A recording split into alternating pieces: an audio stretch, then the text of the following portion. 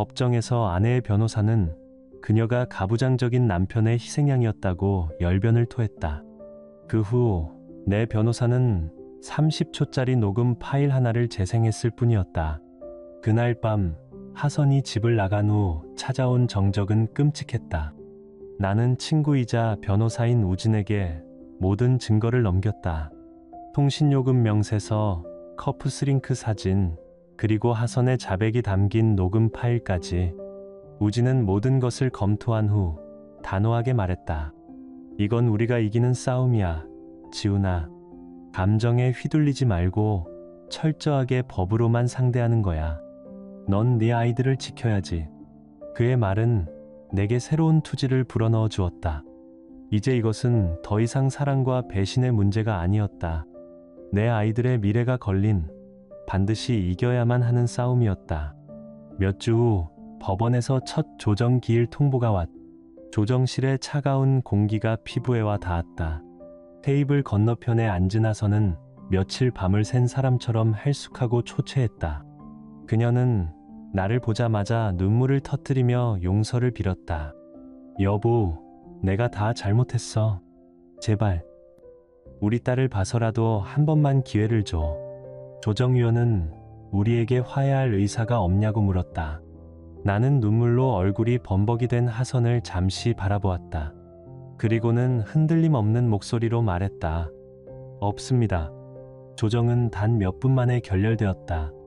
첫 재판이 열리던 날, 하선의 변호사는 그녀를 사회생활과 가정 사이에서 고통받은 연약한 여성으로 포장하려 했었다. 내가 무심했고 폭력적이기까지 했다는 거짓말도 서슴지 않았다. 나는 입술을 깨물며 분노를 억눌렀다. 마침내 우진이 증거를 제출할 차례가 되었다. 그는 판사 앞에서 통신요금 명세서와 제주도에서 찍은 사진들을 차례로 제시했다. 방청석이 웅성거리기 시작했다. 그리고 마지막 결정타. 우진은 작은 스피커를 통해 내가 녹음했던 그날 밤의 대화를 재생했다. 그런 무식한 운동쟁이가 뭘 알겠어. 그 자식이랑 몇 번이나 잤어. 넷. 하선의 목소리가 법정 안을 가득 메우자 그녀는 완전히 무너져 내렸다. 재판은 더 이상 진행할 필요가 없었다. 최종 판결은 내게 유리하게 내려졌다. 나와 하선은 아이들의 양육 시간을 절반씩 나누되 주 양육권은 내가 갖기로 했다. 내가 아이와 함께 살고 있는 이 집에서 계속 살 수 있도록 허락받았고 하선은 집을 나가야 했다. 가장 결정적인 것은 그녀가 매달 아이들 양육비 600만 원에 더해 소득 차이를 이유로 나에게 위자료 700만 원을 3년간 지급해야 한다는 판결이었다. 경제적으로 나를 무시했던 그녀가 이제는 나에게 생활비를 지급해야 하는 처지가 된 것이다. 판사가 항소 의사를 물었을 때 그녀는 고개를 저었다. 나는 조용히 없습니다라고 대답했다. 법정 문을 나서는 순간 나는 승리의 기쁨보다는 지독한 허무함을 느꼈다. 그 후 우리의 삶은 완전히 다른 방향으로 갈라졌다. 나는 도장 운영에 더욱 집중했다. 아이들과 더 많은 시간을 보내기 위해 온라인 수업을 개설했고 이것이 입소문을 타면서 수입은 이전보다 훨씬 늘어났다. 나는 매일 아침 아이들과 함께 공원을 뛰었고 저녁에는 숙제를 봐주며 평범한 아빠의 삶으로 돌아왔다. 상처는 깊었지만 아이들의 웃음소리는 최고의 치료제였다. 반면 하선의 삶은 끝없이 추락했다. 강태호는 그의 아내가 회사의 불륜 사실을 폭로하겠다고 나서자 하선을 버리고 지방지사로 도망치듯 떠나버렸다. 믿었던 남자에게 버림받은 그녀는 월세와 위자료, 양육비를 감당하기 위해 허덕였다. 아이들을 통해 들려오는 소식은 가슴 아팠다. 엄마가 매일 늦게 들어와 라면으로 끼니를 때우고 술에 취해 소파에서 잠든다는 이야기였다. 한때는 누구보다 빛났던 그녀가 스스로 만든 지옥 속에서 허우적거리고 있었다. 그러던 어느 날 나는 대학 동창 모임에서 한 여자를 만났다. 그녀의 이름은 소희였다. 밝고 따뜻한 미소를 가진 그녀는 내 어두운 마음에 작은 불씨를 지폈다.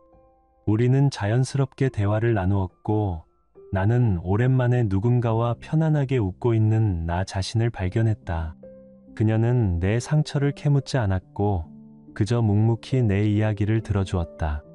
그녀의 따뜻함은 서서히 내 마음에 얼음을 녹였다. 우리는 천천히 그리고 조심스럽게 서로에게 다가갔다. 계절이 몇 번 바뀌고 나는 아이들과 함께 도장 뒤뜰에서 작은 바비큐 파티를 열었다. 소희는 아이들과 스스럼 없이 어울리며 즐겁게 웃고 있었다. 그 모습을 바라보는 내 마음은 더할 나위 없이 평온했다. 바로 그때 익숙한 택시 한 대가 도장 앞 골목에 멈춰섰다. 차창 너머로 헬쑥해진 하선의 얼굴이 보였다. 그녀는 우리가 행복하게 웃고 있는 모습을 한참 동안 바라보다 조용히 눈물을 훔쳤다. 나는 그녀와 눈이 마주쳤지만 아무런 감정도 일어나지 않았다. 분노도 연민도 아니었다. 그저 나와는 다른 세상에 사는 사람을 보는 듯한 무감각함. 택시는 소리 없이 출발했고 나는 더 이상 뒤돌아보지 않았다. 내 싸움은 끝났다. 이제는 상처를 치유하고 앞으로 나아갈 시간이었다. 그날 이후 1년이라는 시간이 흘렀다. 택시를 타고 사라지던 하선의 모습을 본 뒤로 내 세상의 시간은 다르게 흐르기 시작했다. 고통과 분노로 더디게만 가던 시계바늘은 어느새 아이들의 웃음소리를 따라 빠르게 움직였고 텅 비었던 집은 새로운 온기로 가득 찼다. 오늘 도장 뒤뜰의 작은 정원에는 따스한 오후 햇살이 쏟아지고 있었다. 지글거리는 고기 굽는 냄새와 아이들이 정원을 가로지르며 떠드는 소리, 그리고 그 모습을 흐뭇하게 바라보는 한 여자의 미소가 어우러져 완벽한 평화를 만들어냈다. 딸아이가 새로 생긴 남동생의 손을 꼭 잡고 소희의 주변을 맴돌며 제잘거렸고 아들은 소희가 던져주는 공을 잡으려 잔디밭을 힘껏 뛰어다녔다. 소희, 그녀는 내 삶에 예고 없이 찾아온 한 줄기 빛과 같은 사람이었다. 나는 그들을 가만히 바라보며 1년 전에 내가 지금 이 순간을 상상이나 할 수 있었을까 생각했다. 아마 불가능했을 것이다. 지금 내 얼굴에 떠오른 이 미소는 그저 행복하기만 한 미소가 아니었다. 그것은 지독한 폭풍우를 견뎌낸 자만이 지을 수 있는 깊은 감사와 안도감이 담긴 미소였다. 그날 밤 아이들이 모두 잠든 후 나는 오랜만에 서재 책상에 앉았다. 그리고 1년 넘게 펼쳐보지 않았던 낡은 일기장을 꺼내들었다. 그 안에는 의심과 분노, 절망으로 얼룩진 지난날의 기록들이 고스란히 담겨 있었다. 몇 장을 넘기다 보니 나는 더 이상 과거의 고통에 잠식되지 않는 나 자신을 발견했다. 마치 다른 사람의 이야기를 읽는 것처럼 신기할 정도로 마음이 평온했다. 나는 일기장의 마지막 페이지를 펴고 펜을 들었다. 그리고 아주 천천히 한자 한자 힘주어 문장을 새겨 넣었다. 용서는 배신을 잇는 것이 아니다. 용서는 그 배신이 나의 미래를 망치도록 내버려 두지 않겠다는 나 자신과의 약속이다. 이 한 문장을 쓰는데 1년이라는 시간이 걸렸다. 나는 하선을 용서한 것이 아니었다. 나는 그녀의 배신으로부터 나 자신을 용서하고 해방시켜준 것이었다. 그제야 비로소 나는 진정한 치유가 시작되었음을 깨달았다. 용서는 그녀를 위한 것이 아니었다. 그것은 내 안에 깊숙이 밝힌 분노라는 파편을 스스로의 힘으로 빼내는 고통스럽지만 반드시 필요한 수술과도 같았다. 여러분은 진정한 용서가 무엇이라고 생각하시나요? 과거를 완전히 잊는 것일까요? 아니면 그 과거와 함께 살아가는 법을 배우는 것일까요? 댓글로 여러분의 생각을 공유해 주세요. 얼마 전 하선에게서 전화가 온 적이 있었다. 모르는 번호였지만 왠지 받아야 할 것 같았다. 아이들에게 잠자리 동화를 읽어주고 있을 때였다. 수화기 너머로 들려오는 목소리는 술에 취해 엉망으로 망가져 있었다. 그녀는 울며 불며 매달렸다. 지훈 씨, 나 너무 힘들어. 다 내 잘못이었어. 다시 돌아가면 안 될까? 내가 정말 다 잘할게. 제발 우리 딸 목소리라도 한 번만 듣게 해주면 안 돼.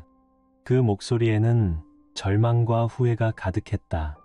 1년 전의 나라면 아마 증오심에 가득 차 네가 자초한 일이야 라고 쏘아붙이고 전화를 끊어버렸을 것이다.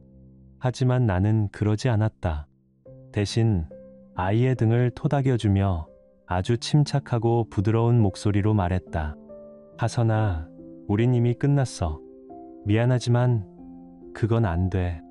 그건 아이에게도, 너에게도, 그리고 나에게도 좋지 않아. 우리는 각자의 길을 가야 해. 내 목소리에는 분노도 원망도 없었다. 그저 슬픈 확신만이 담겨 있었다.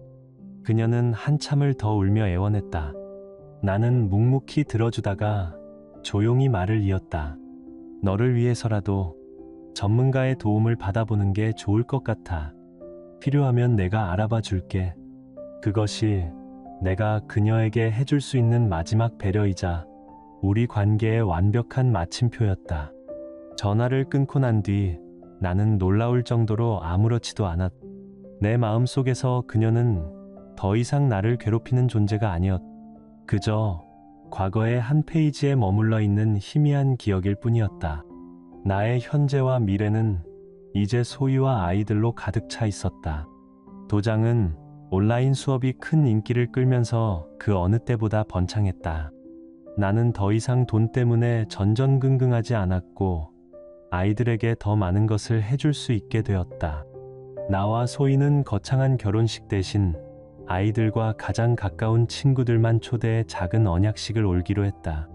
우리의 행복은 남에게 보여주기 위한 것이 아니었기에 요란한 축하보다는 조용하고 따뜻한 약속이 더 의미 있다고 생각했다. 어느덧 해가 저물고 나는 홀로 도장에 길게 늘어진 그림자를 뒤로하고 나는 익숙하게 손에 붕대를 감기 시작했다. 규칙적으로 반복되는 이 행위는 언제나 내 마음을 차분하게 만들어 주었다. 붕대를 다 감은 후 나는 도장 한쪽 벽면을 가득 채운 거울 앞에 거울 속에는 1년 전 배신감에 몸부림치던 상처 입은 남자는 더 이상 없었다. 대신 눈빛에는 평온함이, 입가에는 희미한 미소가, 그리고 어깨에는 한 가정을 책임지는 가장의 든든함이 자리 잡은 한 남자가 서 있었다. 나는 거울 속의 나를 바라보며 단단하게 감긴 주먹을 천천히 쥐었다. 그리고 나 자신에게 나지막이 속삭였다. 고맙다. 인생의 펀치들이여. 너희들 덕분에 내가 얼마나 강하게 다시 일어설 수 있는지 알게 됐으니까. 그 모든 것이 언제부터 시작되었을까? 내 손에 들린 차가운 스마트폰을 보며 심장이 바닥으로 떨어지는 것 같았다. 나는 기억을 되감았다. 우리들의 천국에 첫 균열이 생겼던 그 순간을 필사적으로 찾아 헤맸다. 불과 1년 전 우리는 제주도의 푸른 바다 앞에 서 있었다. 우리의 3주년 기념 여행이었다. 석양이 바다를 오렌지빛으로 물들일 때 지연은 내 품에 안겨 속삭였다. 오빠, 영원히 사랑할게. 세상 끝까지 함께야. 그녀의 목소리는 너무나 달콤했고 나는 그 순간이 영원할 것이라 굳게 믿었다. 그 맹세는 내 세상의 전부였고 내 삶의 기반이었다. 완벽한 아내, 완벽한 삶, 모든 것이 제자리에 있는 것 같았다. 하지만 그 햇살은 영원하지 않았다. 언제부터였을까? 그녀의 손에 들린 스마트폰이 우리 사이에 보이지 않는 벽을 쌓기 시작했다. 그녀는 소파에 앉아 있을 때도 침대에 누워 있을 때도 스마트폰을 손에서 놓지 않았다. 화면은 항상 나를 향해 교묘하게 가려져 있었고 가끔 그녀의 입가에 떠오르는 알 수 없는 미소는 내 가슴에 작은 돌멩이를 던졌다. 내가 누구와 그렇게 재미있는 이야기를 하냐고 물으면 그녀는 늘 같은 대답을 했다. 아, 그냥 친구들이랑 수다 떠는 거야. 여자들끼리 할 얘기는 따로 있잖아. 그 가벼운 웃음 뒤에 숨겨진 차가운 거리감을 그때는 미처 알지 못했다. 결정적인 사건은 어느 토요일 오후에 일어났다. 지연이 샤워를 하는 동안 거실 테이블 위에서 그녀의 스마트폰이 요란하게 울렸다. 화면에 뜬 이름은 수진. 그녀의 오랜 친구였다. 나는 아무 생각 없이 전화를 받아서 지연이 지금 씻고 있어라고 말해주려 했다. 내 손가락이 화면에 닿는 순간 욕실문이 벌컥 열렸다. 머리에서 물이 뚝뚝 떨어지는 것도 잊은 채 지연은 괴성을 지르며 달려와 내 손에서 스마트폰을 낚아챘다. 그녀의 눈에는 내가 단 한 번도 본 적 없는 마치 맹수에게 먹이를 빼앗긴 듯한 원초적인 공포와 분노가 서려 있었다. 나는 그 자리에 얼어붙었다.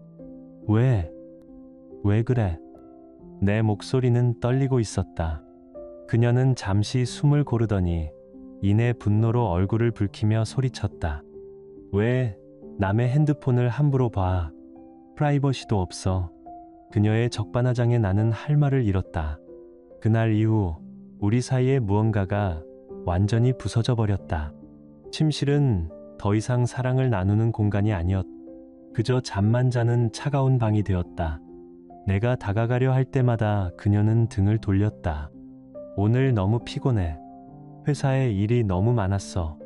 그녀의 변명은 점점 더 성의 없어지고 투명하게 속이 비치는 거짓말이 되어갔다. 나는 내 집에서 유령처럼 겉돌았다. 그녀의 존재를 느끼지만 결코 닿을 수는 없었다. 그 고립감은 끔찍했다. 몇 주 후 나는 더 이상 참을 수 없었다. 용기를 내어 그녀와 마주 앉았다.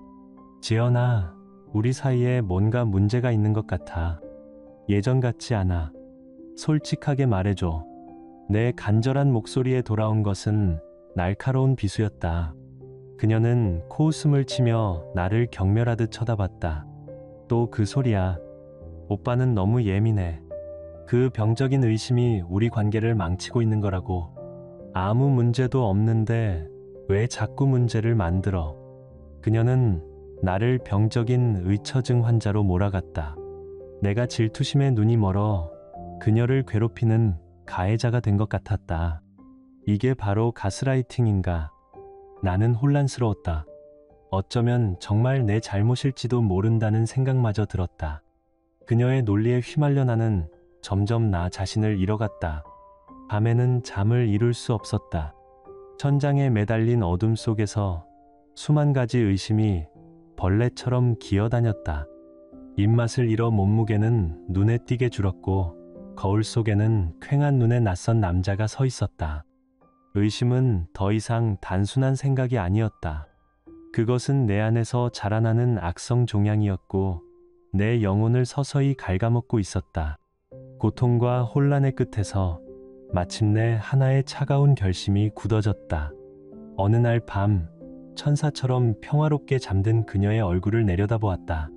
한때 내가 목숨보다 사랑했던 그 얼굴. 하지만 이제 그녀는 비밀을 품은 낯선 사람일 뿐이었다. 나는 조용히 나 자신에게 맹세했다.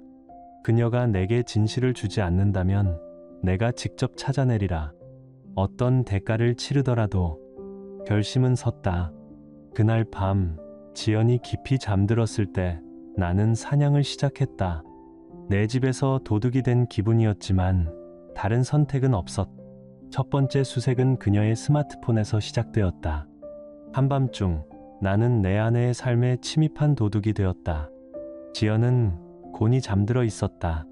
새근거리는 숨소리가 규칙적으로 어둠을 갈랐다.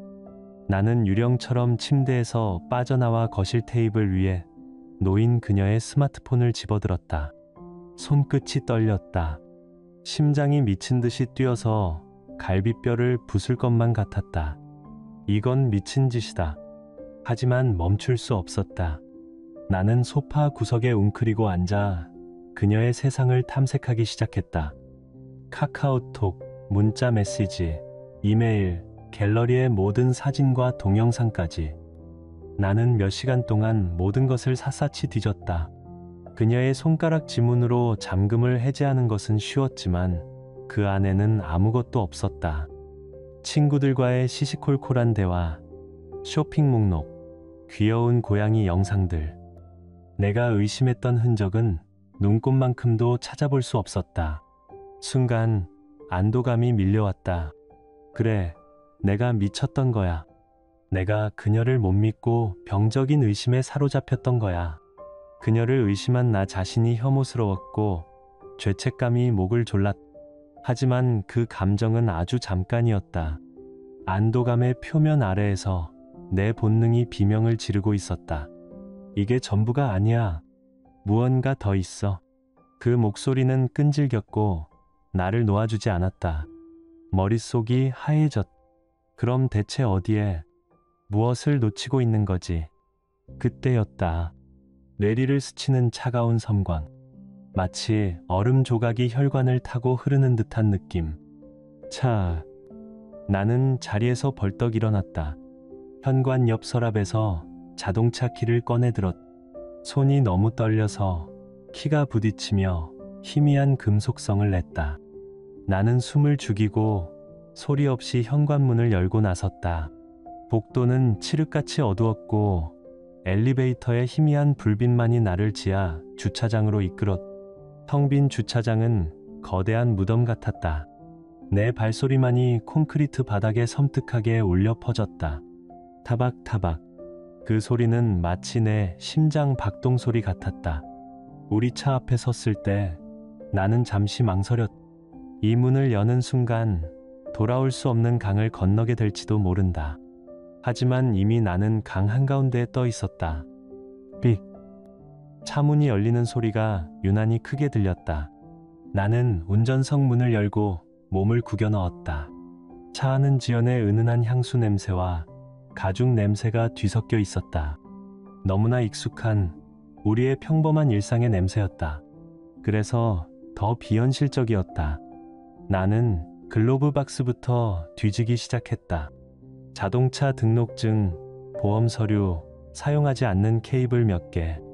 아무것도 없었다. 좌석, 및 문 쪽, 수납 공간, 선바이저 뒤까지 허탕이었. 포기하려던 순간 내 손이 운전석 아래 바닥 매트 밑으로 미끄러져 들어갔다. 그리고 무언가 딱딱하고 차가운 것이 손끝에 닿았다. 직사각형의 익숙하지만 낯선 감촉. 나는 심장이 멎는 것을 느끼며 천천히 그것을 꺼냈다. 두 번째 스마트폰이었다. 내가 한 번도 본 적 없는 낡은 기종의 검은색 스마트폰. 그것은 마치 지옥에서 온 판도라의 상자처럼 내 손바닥 위에서 차갑게 빛났다. 그 순간 세상의 모든 소리가 멎었다. 시간은 멈췄고 내 주변의 모든 것이 흐릿한 배경으로 변했다. 오직 나와 이 작은 기계만이 존재했다. 나는 떨리는 손으로 전원 버튼을 눌렀다. 화면이 켜지고 나를 맞이한 것은 복잡한 패턴의 잠금 화면이었다. 내가 전혀 알지 못하는 9개의 점들이 기하학적인 모양으로 연결된 암호. 그녀의 지문도 내 지문도 아니었다. 완벽한 타인의 세계로 들어가는 굳게 닫힌 문이었다. 열어볼 필요도 없었다. 그 안에 무엇이 들었는지 확인할 필요도 없었다. 이 전화기의 존재 자체가 모든 것을 증명했다. 내 모든 의심과 불안, 고통이 틀리지 않았다는 명백하고 잔인한 증거였다. 그녀의 모든 거짓말, 모든 변명, 나를 미친놈으로 몰아갔던 모든 순간들이 이 작은 기계 안에 응축되어 있었다. 나의 완벽했던 세상은 산산조각이 났다. 소리도 없이 처참하게. 나는 얼마나 오랫동안 그 자리에 앉아 있었는지 모른다. 충격과 고통의 파도가 휩쓸고 간 후 내 안에는 기이할 정도의 차가운 평온함이 자리 잡았다. 이것은 슬픔이나 체념이 아니었다. 그것은 모든 것을 끝장내기 위한 지독한 분노의 시작이었다. 나는 판도라의 상자를 손에 쥔 채 소리 없이 아파트로 돌아갔다. 이제 이 지옥의 뚜껑을 열 차례였다. 이튿날 나는 내 자신의 지옥을 열기 위해 낯선 이에게 돈을 지불했다. 그 판도라의 상자는 복잡한 패턴으로 잠겨 있었고 나에게는 그것을 열 힘이 없었다. 나는 인터넷을 뒤져 용산의 허름한 뒷골목에 있는 데이터 복구 업체를 찾아냈다. 온갖 낡은 부품과 전선이 얽혀있는 어둡고 축축한 가게였다. 젊은 기술자는 무표정한 얼굴로 나를 맞았다. 나는 아무 말 없이 낡은 스마트폰을 건넸다.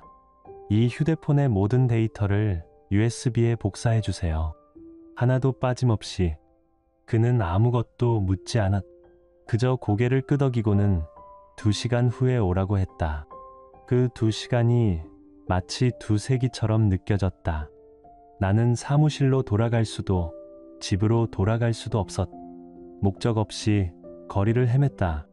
세상은 평소와 다름없이 흘러갔다. 연인들은 웃고 떠들었고 가족들은 행복해 보였다. 그 모든 평범한 풍경이 내게는 날카로운 비수처럼 느껴졌다. 세상과 나 사이에 투명한 유리벽이 생긴 기분이었다. 약속된 시간이 되자 나는 다시 그 가게로 향했다. 기술자는 작은 USB 하나를 내밀었다. 다 됐습니다. 그 작은 저장 장치는 내 손에서 믿을 수 없을 만큼 무겁게 느껴졌다. 내 무너진 세상의 무게가 그 안에 담겨 있는 것 같았다.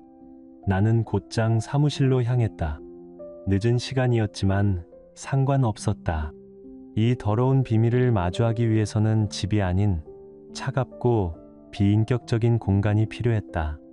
나는 사무실 문을 잠그고 블라인드를 내렸다. 컴퓨터를 켜고 USB를 꽂았다. 심장이 목구멍까지 차오르는 것 같았다. 딸까? 아버지나. 마우스 클릭 한 번에 지옥의 문이 열렸다. 수천 개의 파일이 화면을 가득 채웠다. 나는 떨리는 손으로 사진 폴더를 열었다. 숨이 멎었다. 그곳에는 내가 아는 지연이, 그리고 내가 전혀 모르는 지연이 있었다. 그녀는 낯선 호텔방, 낯선 해변, 낯선 차 안에서 웃고 있었다. 내가 한 번도 본 적 없는 도발적이고 관능적인 표정으로 카메라를 응시하는 그녀의 눈빛은 나를 향한 적 없었던 뜨거운 욕망으로 가득 차 있었다. 심장이 찢어지는 것 같았다. 다음은 메시지 폴더였다. 수천 개의 대화가 끝없이 펼쳐졌다. 자기야, 보고 싶어 죽겠어. 어젯밤은 정말 최고였어. 꿈만 같아. 우리 남편은 아무것도 몰라. 바보 같아. 역겹도록 달콤한 단어들이 독처럼 내 혈관으로 퍼져나갔다. 나는 울지 않았다. 눈물조차 나오지 않았다. 슬픔을 넘어선 고통은 날카로운 얼음 조각이 되어 내 심장을 후벼 팠다. 그리고 그 고통은 이내 차갑고 명료한 분노로 바뀌었다. 이상하게도 머리가 맑아졌다. 나는 무엇을 해야 할지 정확히 알았다. 복수. 나는 사무실 구석에 있는 프린터를 켰다. 그리고 그들의 추악한 세계를 인쇄하기 시작했다. 윙, 찰칵. 프린터는 밤새도록 쉬지 않고 그들의 미로와 외설적인 사진들을 뱉어냈다. A사 용지가 책상 위에 산처럼 쌓여갔다. 한 장 한 장이 우리 결혼 생활에 관해 밝히는 못이었다. 나는 메서디컬하게 기계적으로 증거들을 정리했다. 감정은 사치였다. 이제는 전쟁이었다. 모든 증거를 인쇄하고 나서야 나는 마지막 남은 의문을 마주했다. 대체 그 남자는 누구인가? 나는 연락처 파일을 열었다. 수십 개의 이름들을 스크롤해 내렸다. 그리고 그곳에서 나는 얼어붙었다. 서진이 형. 그 이름은 망치처럼 내 뒤통수를 내리쳤다. 서진, 박서진. 내 가장 친한 친구. 내 결혼식에서 사회를 봐주고 힘들 때마다 술잔을 기울여주던 형제 같은 친구. 내가 세상에서 가장 믿었던 사람. 순간 모든 기억들이 독처럼 변질되어 나를 덮쳤다. 결혼식 날 내 어깨를 두드리며 민준아, 너 정말 운 좋은 놈이다. 지연 씨는 천사야라고 말하던 그의 얼굴. 우리 집 식탁에 앉아 농담을 던지며 유쾌하게 웃던 그의 모습.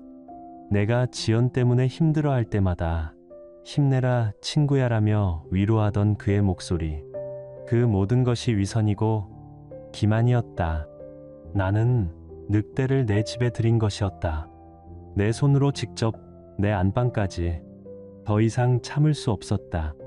내 안에서 무언가 끓어오르다 마침내 폭발했다. 으아악.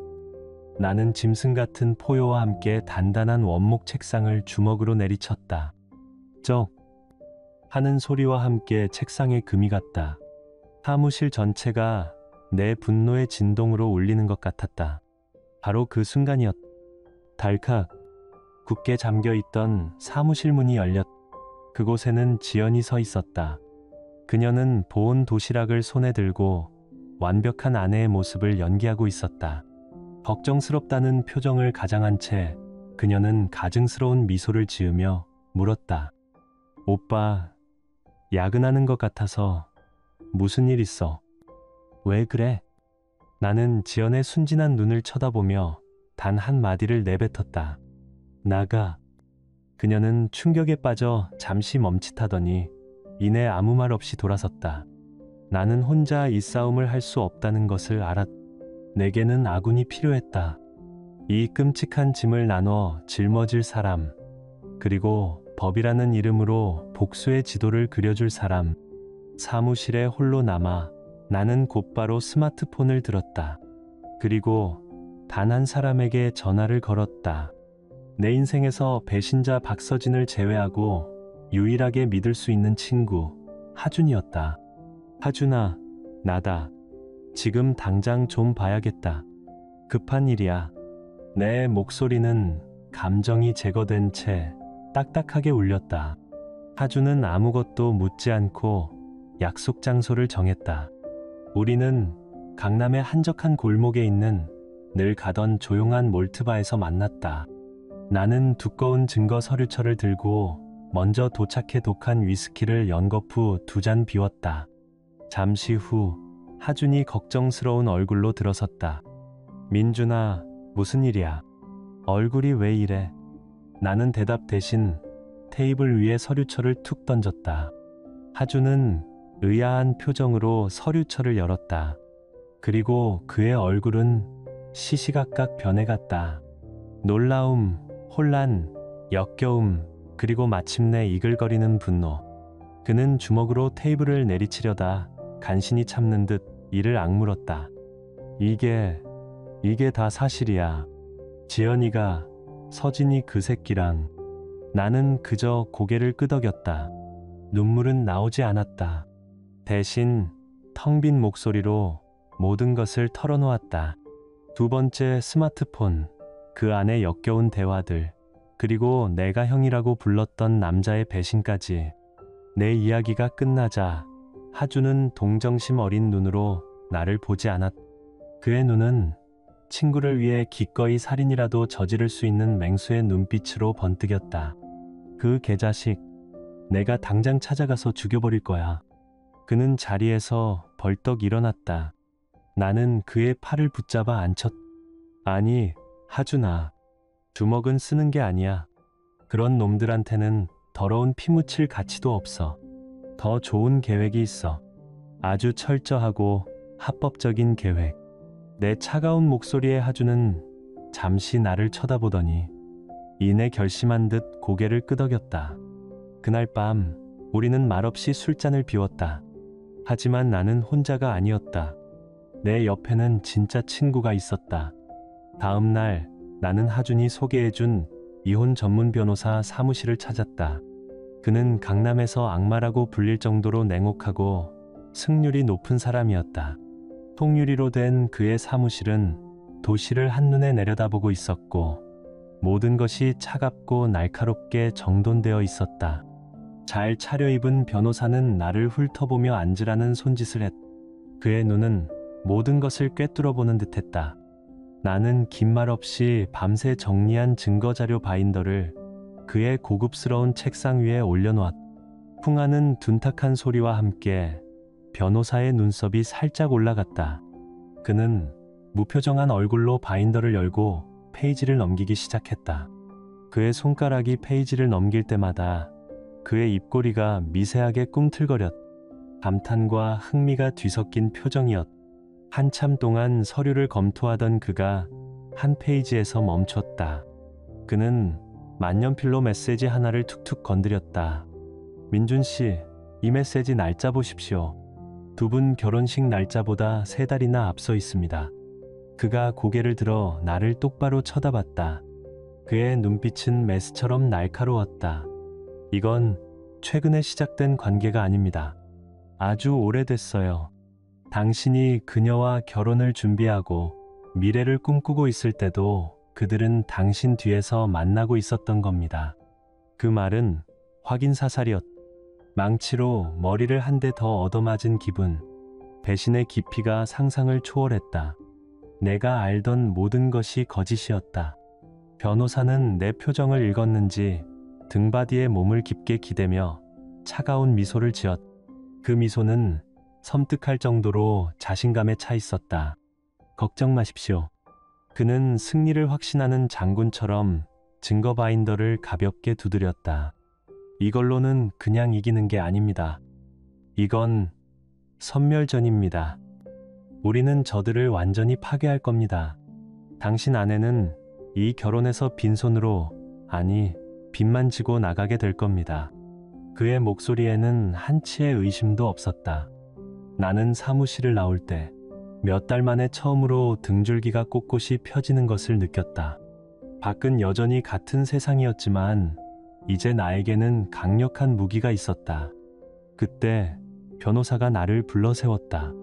아, 그리고 민준 씨, 박서진 씨의 약혼녀에게도 연락하는 걸 고려해보세요. 그녀 역시 피해자입니다. 어쩌면 아주 귀중한 증인이 될 수도 있고요. 변호사의 조언이 머릿속을 맴돌았다. 또 다른 피해자를 마주하는 것은 쉽지 않은 일이다. 하지만 이것은 더 이상 감정의 문제가 아니었다. 이것은 체스 게임이었고 이기기 위해서는 모든 말을 활용해야 했다. 나는 깊은 숨을 내쉬고 스마트폰을 들어 소희라는 이름을 검색하기 시작했다. 변호사의 조언이 머릿속을 맴돌았다. 또 다른 피해자를 마주하는 것은 쉽지 않은 일이었다. 하지만 이것은 더 이상 감정의 문제가 아니었다. 이것은 체스 게임이었고 이기기 위해서는 모든 말을 활용해야 했다. 나는 곧 아무것도 모르는 한 사람의 인생을 파괴할 것이다. 그런데 이상하게도 그게 옳은 일이라고 느껴졌다. 나는 깊은 숨을 내쉬고 하준을 통해 알아낸 박서진의 약혼녀 소희의 번호로 문자를 보냈다. 안녕하세요, 김소희 씨. 저는 박서진 씨 지인인 이민준이라고 합니다. 서진 씨에 대해 드릴 말씀이 있어 잠시 뵙고 싶습니다. 정말 중요한 일입니다. 답장은 10분 만에 왔다. 네, 알겠습니다. 내일 오후 2시에 삼청동 카페에서 뵐까요? 그녀의 문자에서는 아무런 의심도 느껴지지 않았다. 그저 곧 남편이 될 남자의 지인을 만나는 예의 바른 약혼녀의 목소리만 들릴 뿐이었다. 다음 날 약속 장소인 삼청동의 한 카페에 먼저 도착했다. 창가로 따스한 햇살이 쏟아지는 평화롭기 그지없는 곳이었다. 나는 쓴 아메리카노를 시켜놓고 창밖을 보며 그녀를 기다렸다. 곧이어 카페 문이 열리고 사진으로만 보았던 소희 씨가 들어왔다. 그녀는 밝고 사랑스러운 사람이었다. 파스텔 톤의 원피스를 입고 얼굴에는 행복한 예비 신부의 설렘이 가득했다. 자리에 앉자마자 그녀는 환하게 웃으며 말했다. 민준 씨 맞으시죠? 안녕하세요. 서진 오빠한테 얘기 많이 들었어요. 그 순수한 미소에 심장이 찔리는 듯했다. 이토록 해맑은 사람의 세상에 내가 곧 폭풍을 몰고 갈 것이다. 죄책감이 들었지만 나는 마음을 다잡았다. 이것은 동정이 아닌 정의의 문제였다. 네, 반갑습니다. 소희 씨. 어색한 안부 인사가 오갔다. 그녀는 결혼 준비는 잘 되어 가는지, 신혼여행은 어디로 갈 건지 신나게 이야기했다. 나는 그저 묵묵히 들어주었다. 그녀의 행복한 미래 계획을 듣는 것은 고문과도 같았다. 마침내 그녀가 잠시 말을 멈춘 틈을 타 나는 본론으로 들어갔다. 소희 씨, 돌려 말하지 않겠습니다. 오늘 제가 찾아온 이유는 박서진 씨 때문입니다. 내 목소리가 차갑게 가라앉아 그녀의 얼굴에서 미소가 사라졌다. 서진 오빠가. 왜요? 나는 대답 대신 가방에서 서류철 하나를 꺼내 테이블 위로 조용히 밀었다. 어제 변호사에게 받은 증거자료의 사본이었다. 서류철이 테이블 위에서 툭 하고 멈추는 소리가 카페의 나른한 공기를 갈랐다. 박서진 씨는 제 아내와 바람을 피우고 있었습니다. 꽤 오랫동안요. 소희 씨의 얼굴이 하얗게 굳었다. 그녀는 믿을 수 없다는 듯 나와 서류철을 번갈아 쳐다보며 어색하게 웃었다. 무슨 농담이시죠? 오빠가 그럴 리가 없잖아요. 하지만 내 눈에는 한치의 흔들림도 없었다. 그녀는 떨리는 손으로 서류철을 열었다. 첫 장을 넘기는 순간 그녀의 동공이 세차게 흔들렸다. 두 번째 장, 세 번째 장을 넘길수록 그녀의 숨소리는 가빠졌다. 역겨운 메시지들, 다정한 연인처럼 찍은 사진들, 그녀가 사랑하는 남자가 다른 여자와 벌인 추악한 행각들이 낱낱이 펼쳐졌다. 그녀는 소리를 지르거나 울부짖지 않았다. 그저 어깨를 잘게 떨며 굵은 눈물방울을 뚝뚝 떨어뜨릴 뿐이었다. 그녀의 완벽했던 세상이 눈앞에서 소리 없이 무너져 내리고 있었다. 그 침묵이 어떤 비명보다 더 가슴 아팠다. 한참 후 그녀는 넋나간 사람처럼 서류철을 덮었다. 그리고 나를 쳐다보았다. 그녀의 눈에는 더 이상 설렘과 행복이 없었다. 그저 깊이를 알 수 없는 공허함과 배신감만이 남아 있었다. 이걸 왜 저에게? 진실을 알아야 할 권리가 있으니까요. 소희 씨도 피해자입니다. 내 차가운 대답에 그녀는 더 이상 아무 말도 하지 않았다. 그녀는 비틀거리며 자리에서 일어났다. 그리고 무너질 듯한 몸으로 증거 서류철을 자신의 가방에 쑤셔 넣었다. 그때였다. 그녀가 서두르는 바람에 가방에서 작게 접힌 쪽지 하나가 바닥으로 툭 떨어졌다. 그녀는 그것을 미쳐보지 못한 채 부서진 목소리로 감사합니다라는 말을 남기고 도망치듯 카페를 빠져나갔다. 나는 홀로 남았다. 햇살 좋은 창가에 앉아 한 사람의 인생이 박살나는 것을 목격했다. 그녀의 위태로운 뒷모습을 보며 나는 차가운 연민과 함께 잔인한 임무를 완수했다는 기묘한 만족감을 느꼈다. 그때 내 발치에 떨어진 작은 쪽지가 눈에 들어왔다. 나는 허리를 숙여 그것을 집어들었다. 손바닥 위에 작은 종이 조각. 나는 그것을 펼쳐보지 않았다. 그저 멍하니 바라볼 뿐이었다. 이 작은 종이 조각은 또 다른 비밀일까?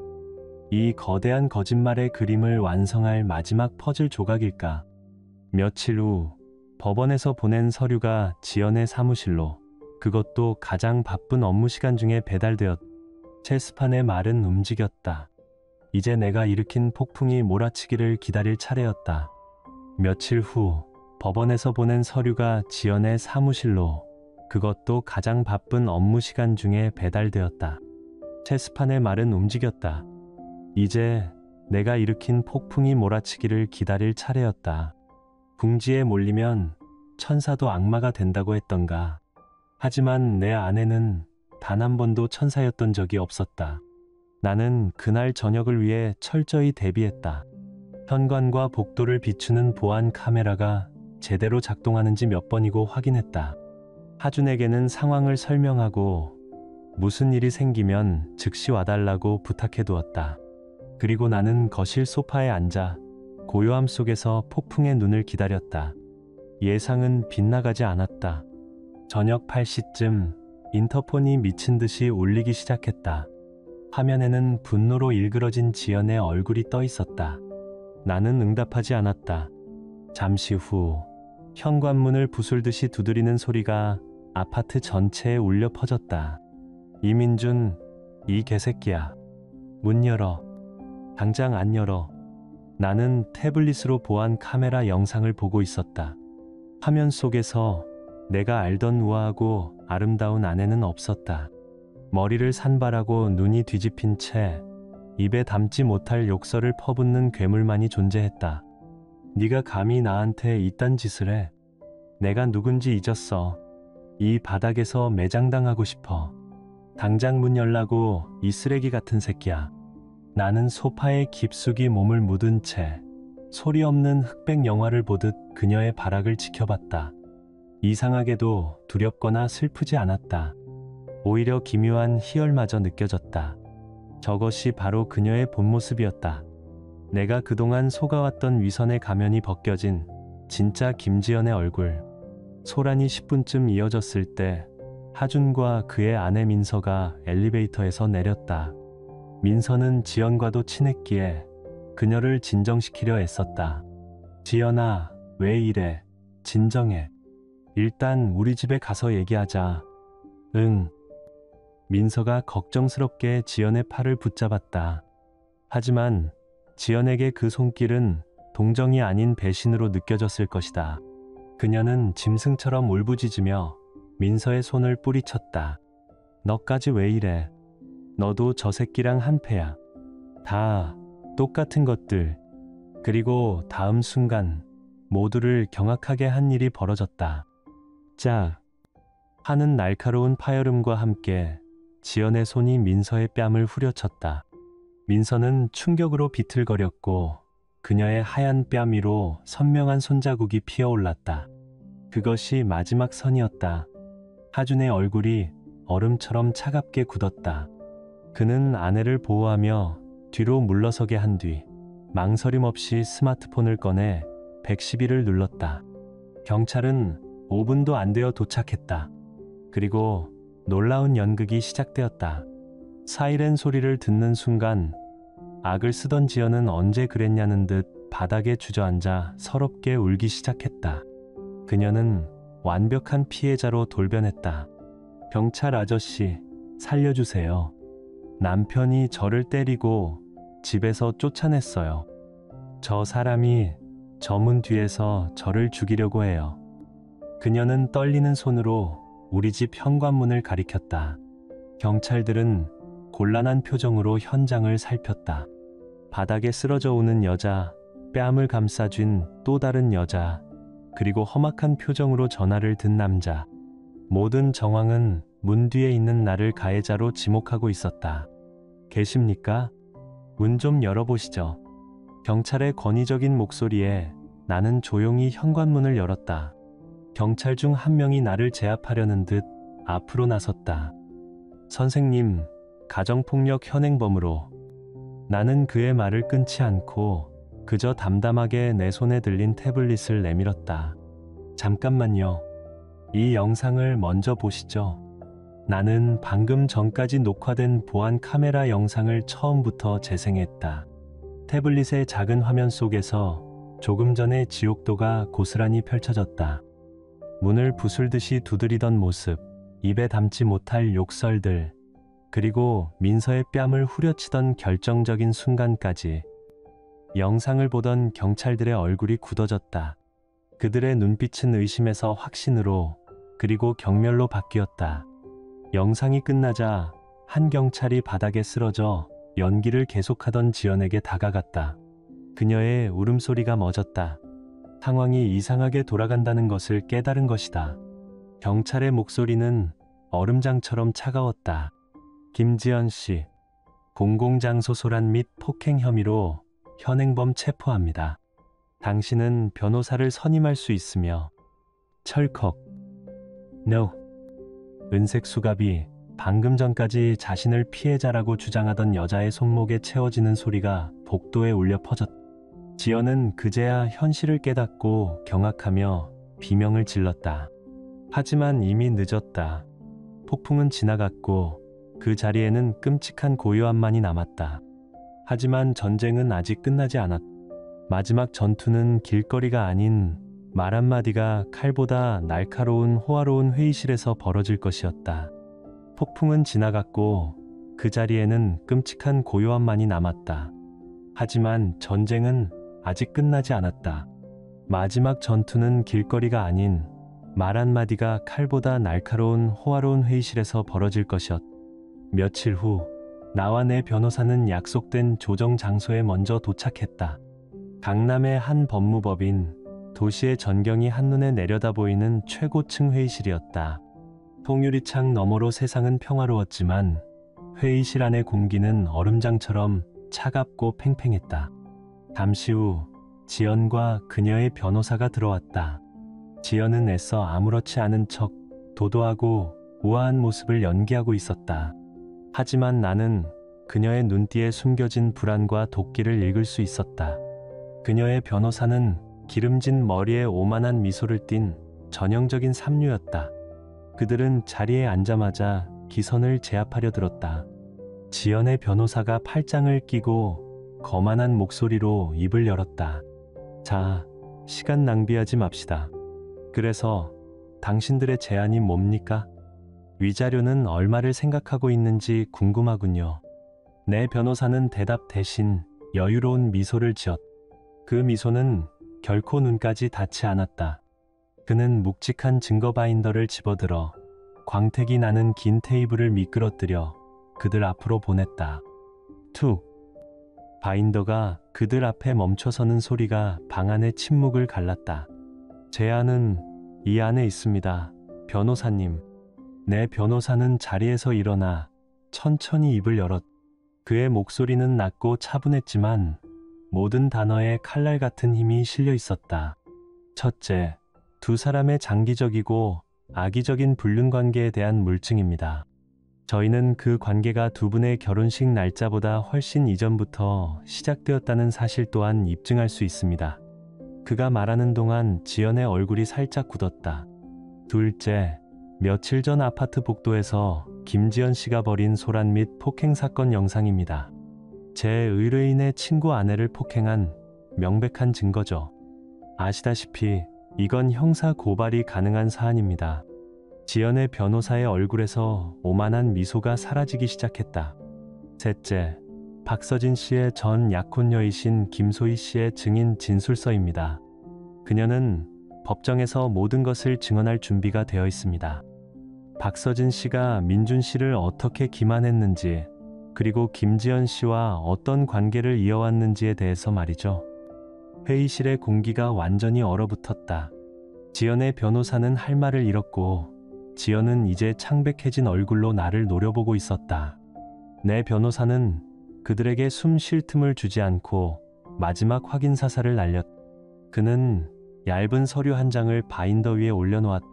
이혼 합의서였다. 그래서 저희의 제안은 이겁니다. 김지연 씨가 이 이혼 합의서에 서명하고 아파트와 예금을 포함한 모든 공동재산에 대한 권리를 포기하십시오. 그러면 저희는 폭행 사건에 대한 형사 고발을 진행하지 않겠습니다. 간단히 말해, 당신이 이 결혼에 가지고 왔던 것만 가지고 조용히 떠나라는 겁니다. 아무것도 없이.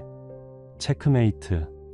지연의 모든 오만과 위선이 그 순간 산산조각 났다.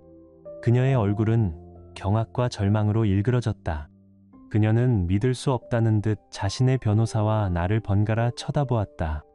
그리고 마침내 그녀의 시선은 내게로 향했다. 그녀의 눈에서 뜨거운 눈물이 쏟아지기 시작했다. 오빠, 제발, 내가 다 잘못했어. 한 번만, 제발 한 번만 용서해줘. 응, 우리 다시 시작할 수 있잖아. 그녀는 자리에서 일어나 내게 다가오려 했다. 나는 회의 내내 닫고 있던 입을 처음으로 열었다. 내 목소리는 시베리아의 겨울바람보다 차가웠다. 용서. 나는 그녀를 똑바로 쳐다보았다. 내 눈에는 어떠한 동정이나 연민도 없었다. 당신은 그 말을 할 자격을 아주 오래전에 잃었어. 변호사님 말씀대로 해. 서명해. 내 단호한 말에 그녀의 마지막 희망마저 무너져 내렸다. 그녀는 그 자리에 주저앉아 아이처럼 통곡했다. 하지만 그 어떤 눈물도 더 이상 내 마음을 움직일 수 없었다. 잠시 후 그녀의 변호사가 체념한 듯 그녀를 부축해 일으켰다. 그는 이혼 합의서와 펜을 그녀 앞으로 밀었다. 회의실은 다시 정적에 휩싸였다. 지연의 거친 흐느낌만이 정적을 갈랐다. 그녀는 귀신이라도 본 사람처럼 새하얀 얼굴로 떨리는 손을 뻗어 펜을 집었다. 그리고 마침내 종이 위로 펜촉이 스치는 소리가 들렸다. 사각, 사각. 얼네스. 그것은 내 결혼 생활의 마침표를 찍는 소리였다. 그녀의 세상이 끝장나는 소리였다. 서명을 마친 지연은 더 이상 나를 쳐다보지 못했다. 그녀와 그녀의 변호사는 마치 전쟁에서 패한 패잔병처럼 허둥지둥 회의실을 빠져나갔다. 쾅. 레스. 문이 닫히자 텅 빈 공간에 나 홀로 남았다. 창밖으로 보이는 서울의 풍경은 눈부시게 아름다웠다. 나는 이상한 공허함을 느꼈다. 하지만 그것은 상실의 공허함이 아니었다. 새로운 새벽이 오기 전에 고요한 공허함이었다. 나는 자리에서 일어나 조용히 아파트로 돌아갈 준비를 했다. 그때서야 비로소 내 주머니 속에 소희 씨가 떨어뜨렸던 작은 쪽지가 있다는 사실을 기억해냈다. 변호사 사무실 문이 닫히자 텅 빈 공간에 나 홀로 남았다. 창밖으로 보이는 도시의 풍경이 비현실적으로 느껴졌다. 나는 이상한 공허함을 느꼈다. 하지만 그것은 상실의 공허함이 아니었다. 새로운 새벽이 오기 전에 고요한 공허함이었다. 나는 텅 빈 아파트로 돌아왔다. 그리고 그제서야 내 주머니 속에 잠들어 있던 소희 씨의 작은 쪽지를 기억해냈다. 나는 넓고 횡한 거실 한가운데에 서서 구겨진 쪽지를 꺼내 들었다. 손끝에서 바스락거리는 감촉이 느껴졌다. 나는 천천히 쪽지를 펼쳤다. 그것은 영수증이었다. 이번 주말로 예약된 강릉의 한 고급 리조트 로맨틱 커플 여행 패키지 예약 확인증. 그리고 그 아래 내 눈을 사로잡은 결제 정보. 결제 카드 XXXXXXXXXXXXXXXXXX 이민주님 가족 카드. 마지막 모욕, 마지막 발악. 그들은 내 돈으로 자신들의 미러 여행을 계획하고 있었다. 분노가 치밀어 오를 것이라 생각했다. 하지만 이상하게도 나는 그저 헛웃음만 터뜨렸다. 그들의 뻔뻔함과 치졸함이 이제는 우습기까지 했다. 이 전쟁은 끝났다. 이 종이 조각은 더 이상 증거로서의 가치가 없었다. 나는 라이터를 들고 발코니로 나갔다. 그리고 영수증의 한쪽 끝에 불을 붙였다. 종이는 순식간에 오그라들며 검게 변해갔다. 그들의 이름과 위선적인 로맨틱이라는 단어가 까만 재가 되어 바람에 흩어졌다.